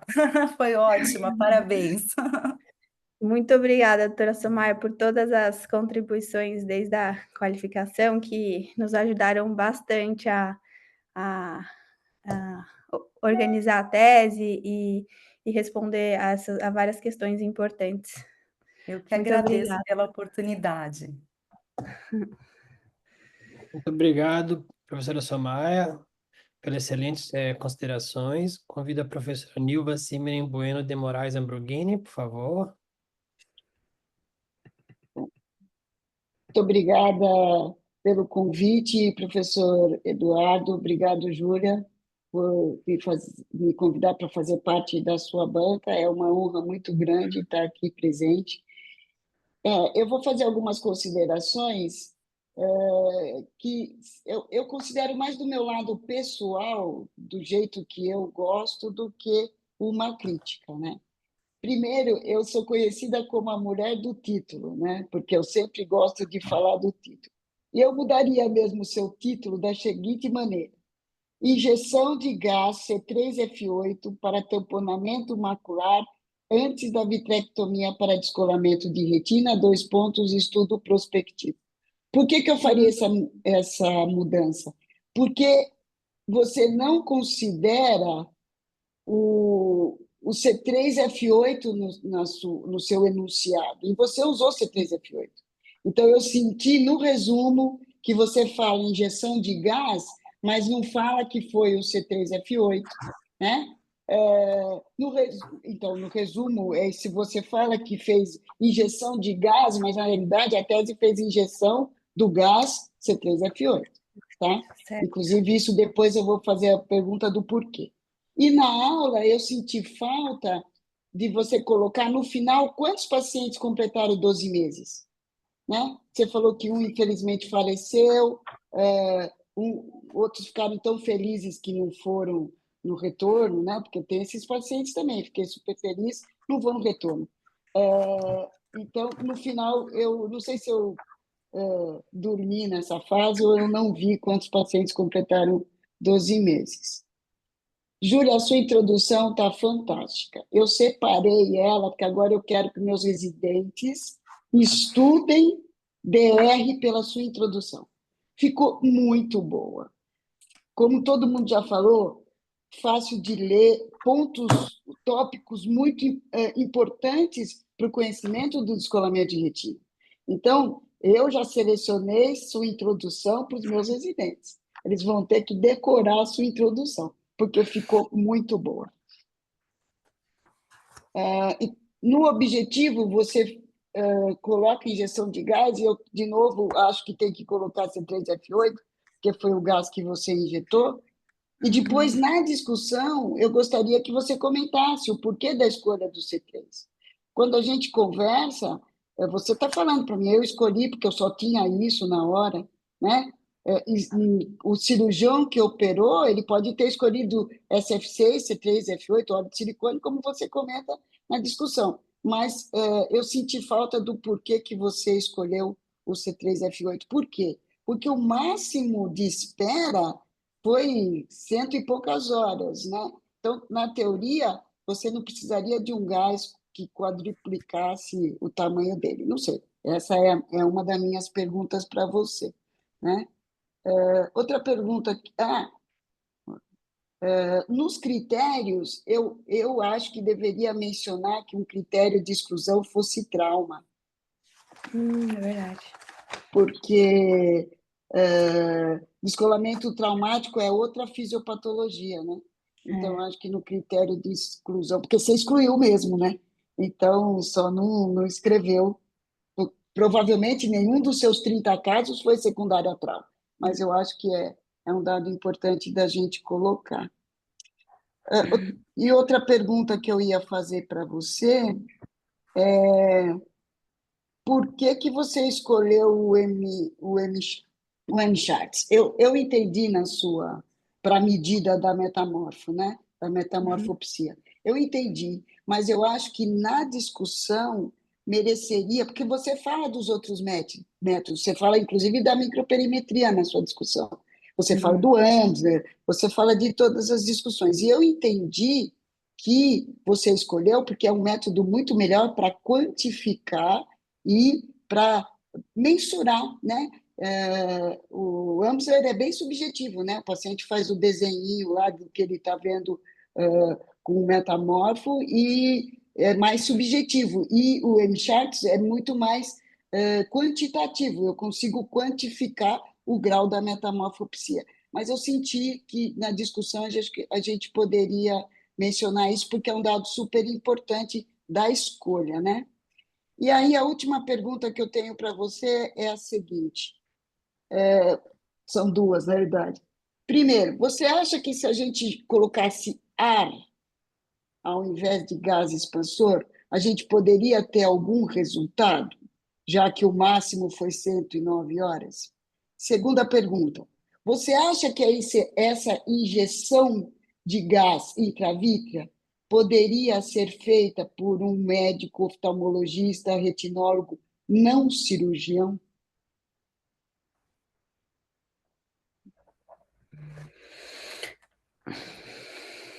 Posso responder? Pode. É só isso que eu vou perguntar. Doutora Aniva, muito obrigada pela participação hoje e por todas as considerações. Sobre o título, então, injeção de gás C3F8 para tamponamento macular antes da vitrectomia, estudo prospectivo. É isso? Realmente ficou o C3F, o dado C3F8 eu incluí nos métodos, né? E faltou deixar claro desde o resumo e explicar por que do C3F8. Quando a gente planejou o estudo, a gente não sabia quanto tempo ia demorar entre a consulta e a cirurgia. E aí a gente planejou o estudo, fez toda a aprovação e tal para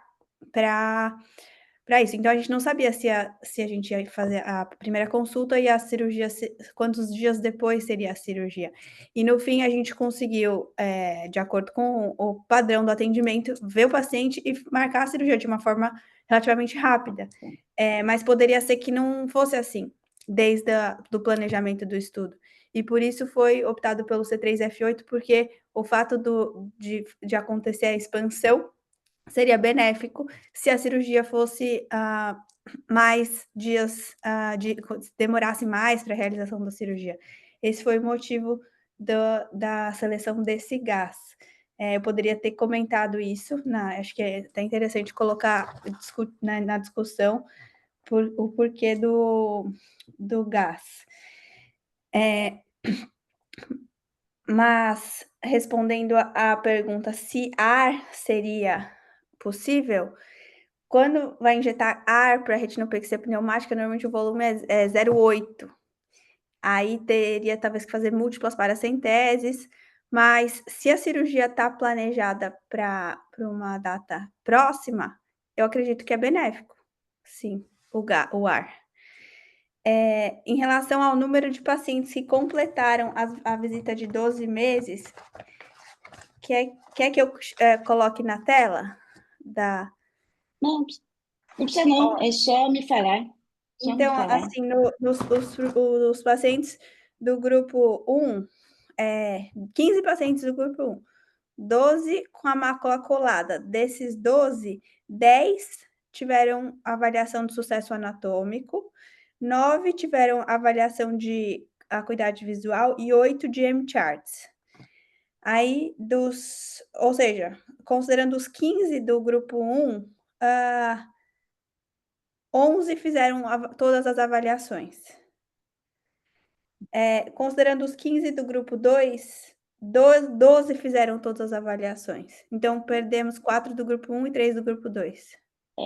Foi um dado bem importante isso daí do acompanhamento, né? Isso aí foi um dado bem importante.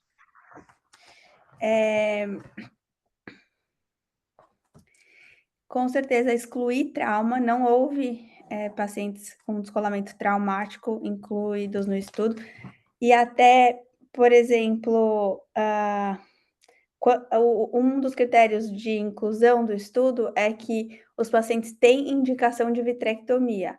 E, por exemplo, pacientes jovens com descolamento com indicação de introflexão, sem indicação de vitrectomia, não foram incluídos nesse estudo porque não tinha indicação de vitrectomia. Então, isso é um dado. Então, por exemplo, pacientes, a gente colocou descolamentos não complicados. Então, não foi incluído o descolamento traumático, mas acho que faltou realmente esse dado para deixar mais claro que não houve trauma nos critérios de exclusão. Sobre o M-Charts, por que a gente escolheu esse? Porque ele dá um score, né? Ele dá um número,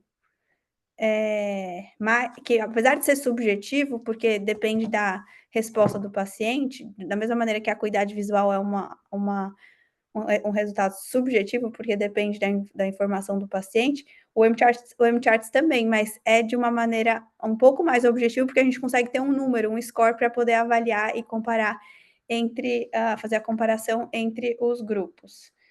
Esse foi o motivo, e também porque é prático, é um caderno que você consegue levar para qualquer lugar e fazer a análise.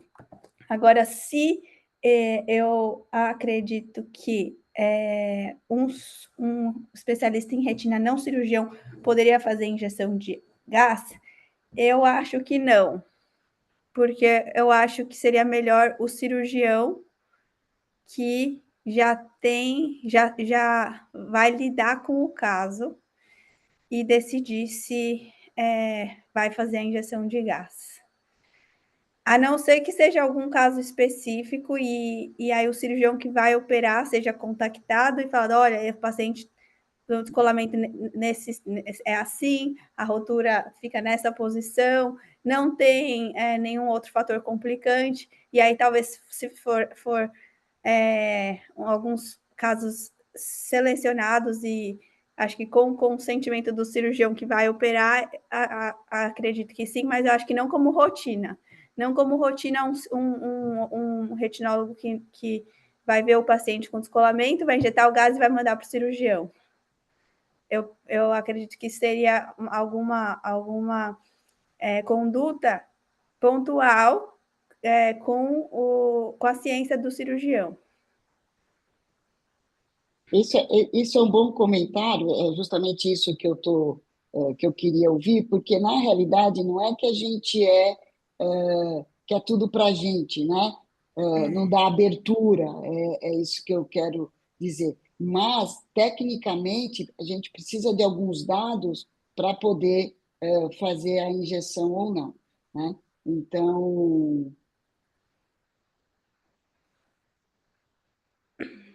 Então, por isso é que eu fiz essa pergunta para você, para a gente ver esse detalhamento. Eu aceitei e gostei de todas as suas respostas, mas eu acho que tinha que pôr essa discussão que você colocou aqui para mim, da escolha da mensuração da metamorfose. Eu acho que tem que comentar lá na discussão só para saber o porquê, né? Eu acho que você respondeu tudo. É que, na realidade, o seu estudo foi, como a Somaia falou, foi um marco mesmo, e ele é facilmente reprodutível, né? Então, eu acredito que não só para o Sistema Único de Saúde, mas mesmo no consultório privado, ele é um marco, porque às vezes você não demanda, vou operar você amanhã cedo, né? Às vezes tem um delta T entre o diagnóstico do descolamento e a cirurgia propriamente dita. Então, como a Somaia falou, isso é um marco mesmo de alguma coisa que a gente possa fazer nesse período de espera. Por isso que eu falei do gás, porque o gás você pode fazer no próprio serviço, né, sem precisar. Por isso que eu falei do ar, porque o ar você consegue fazer tudo bem, que é um volume maior, mas ele não é expansível e por um período curto de tempo, talvez seja uma ideia que é muito mais fácil de você conseguir do que um SF6 ou C3F8. Foi por isso do meu questionamento. Mas eu estou bem contente com as suas respostas, sim, Júlia. Muito obrigada. Muito obrigada, doutora Nilva, por toda a participação e todos os comentários. Com certeza vou incorporá-los à tese e fazer essas modificações. Obrigada pelo tempo para revisão da tese, obrigada por estar aqui hoje e obrigada por tudo, doutora Nilva.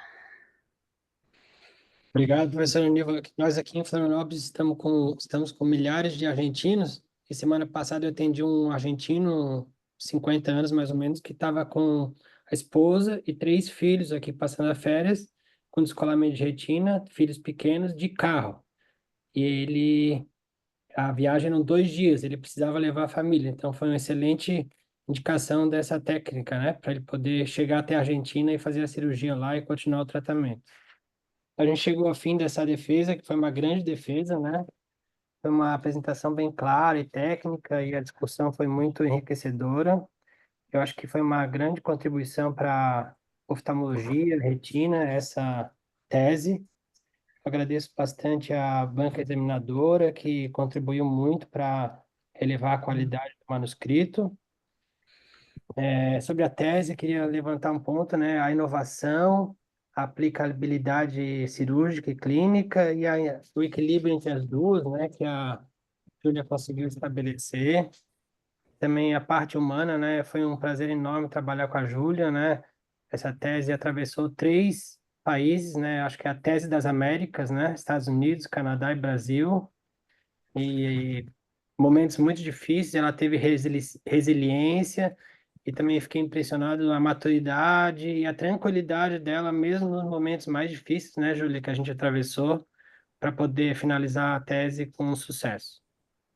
Também gostei dos comentários sobre a qualificação, né? A gente já sabia que a qualificação melhora a tese, mas chamou atenção realmente como a apresentação especial a gente conseguiu melhorar com a etapa da qualificação. Tá? Então, agora, gostaria de pedir para todos permanecerem. A Joelma vai direcionar a gente a uma outra sala e depois a gente vem com o resultado e uma surpresa para todos.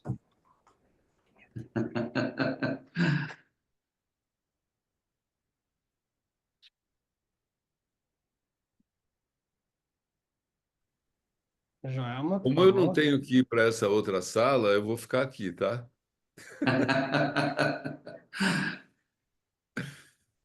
Joelma vai transferir vocês? Já estão indo.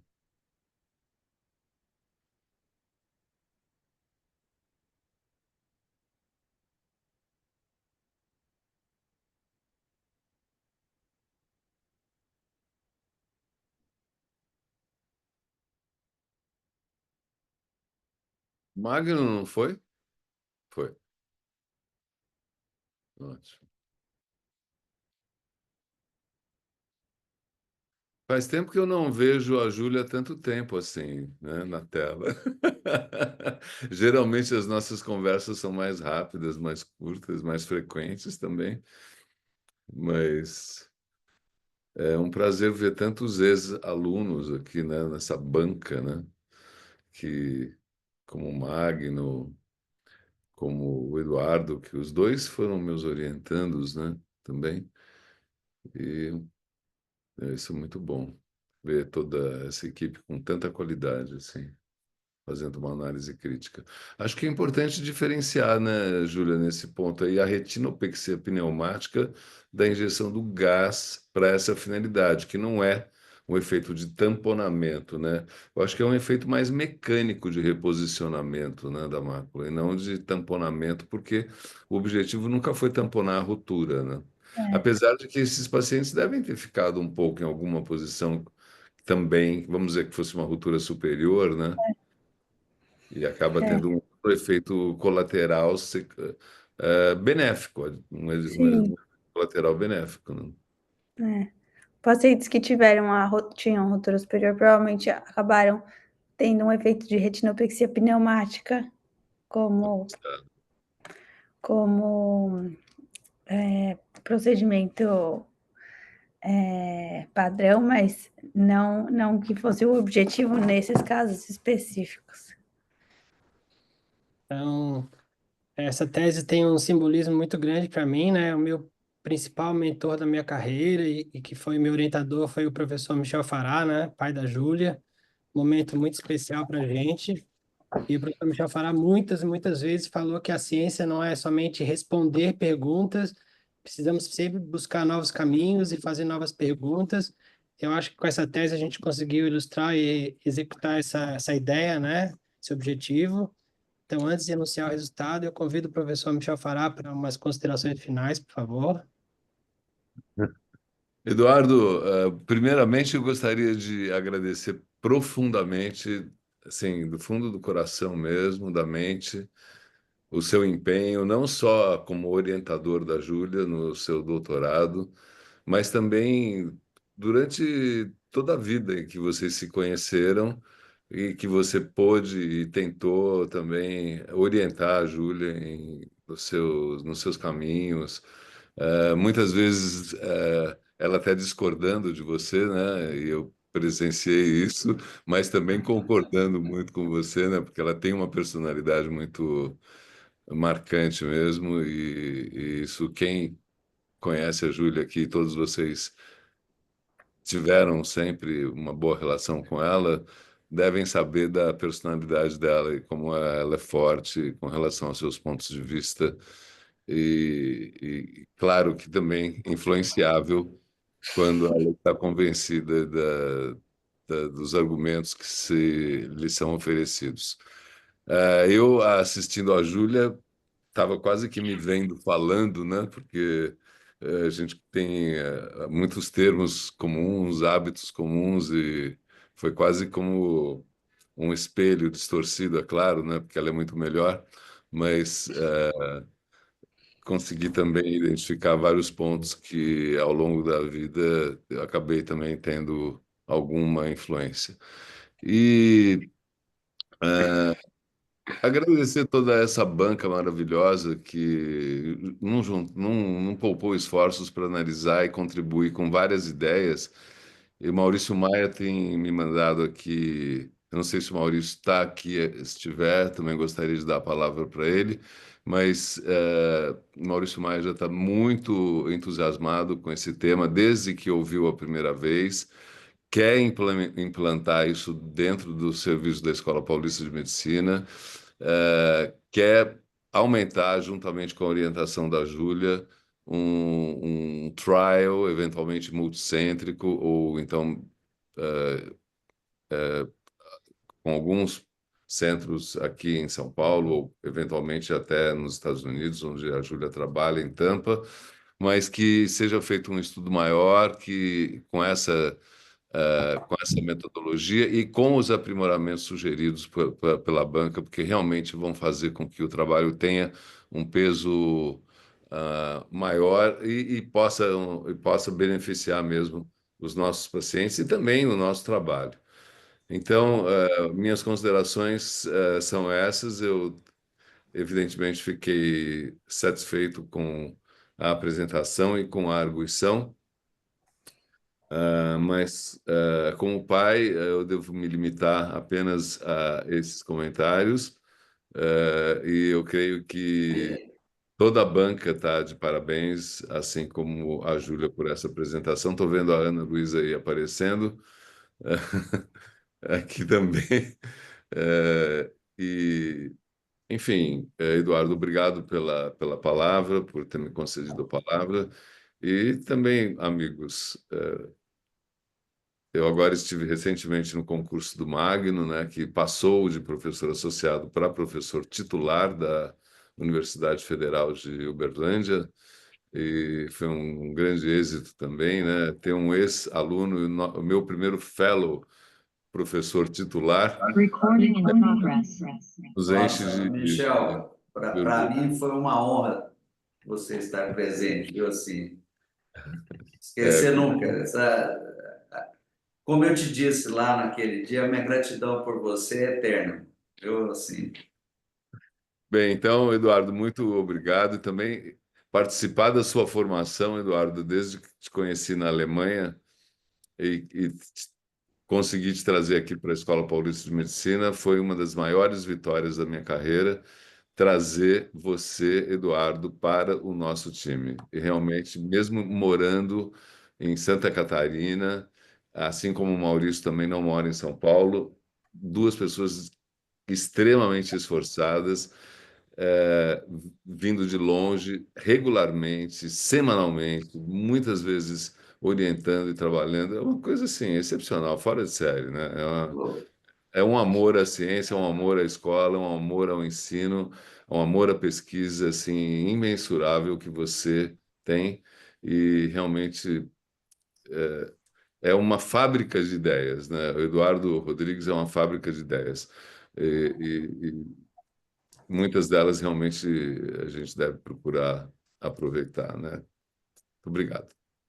A professora Ana Luísa, Oi, é um orgulho muito grande a gente estar como professora desse departamento, ver a evolução da nossa pós-graduação, e eu queria agradecer muito aos membros da banca, e especialmente o Eduardo, pela condução de todo esse processo, porque a gente sabe que é um processo, não é uma tese, e ficamos muito felizes de tê-los todo como parte do nosso curso de pós-graduação. Para a Júlia, eu diria que ela é uma pessoa muito especial. Tá bom? Bem, continuando aqui, enquanto a Ana passa por um momento de espirro, acho que vai espirrar, né?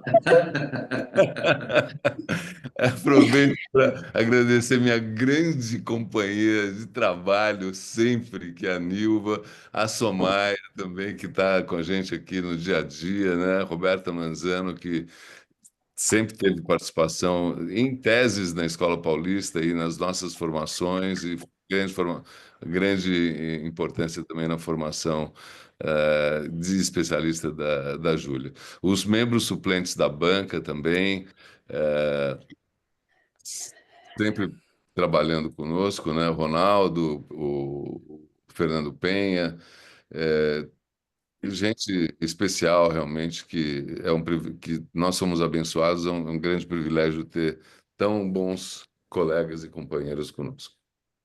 Olha, me recompus aqui um pouco, mas a Júlia realmente nos surpreende em muitas situações e a gente queria parabenizá-la também pessoalmente, claro, mas não vai ser possível agora. Em breve a gente estará junto.